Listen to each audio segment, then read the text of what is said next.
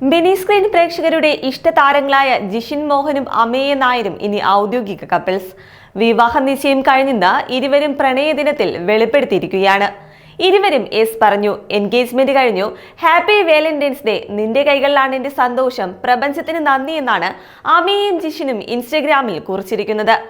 അതേസമയം നടി വരദയാണ് ജിഷിൻ മോഹന്റെ ആദ്യ ഭാര്യ. ഈ ബന്ധത്തിൽ ഇരുവർക്കും ഒരു മകനുമുണ്ട്. ഇരുവരും 3 വർഷം മുൻപ് വിവാഹമോചിതരായിരുന്നു. അതിനുശേഷമുള്ള ജീവിതം ഏറെ കടുപ്പമായിരുന്നുവെന്ന് ജിഷിൻ മോഹൻ തന്നെ വെളിപ്പെടുത്തിയിട്ടുണ്ട്. വിഷാദത്തിലേക്ക് വീണ താൻ കഞ്ചാവിനും രാസലഹരിക്കും അടിമപ്പെട്ടു പോയിരുന്നതായും അമേയാണ് തന്നെ ജീവിതത്തിലേക്ക് മടക്കി കൊണ്ടുവന്നതെന്നുമാണ് ജിഷിൻ മോഹൻ പറഞ്ഞത്. ഒരു ഓൺലൈൻ മാധ്യമത്തിന് നൽകിയ അഭിമുഖത്തിലായിരുന്നു താരം മനസ്സ് തുറന്നതും.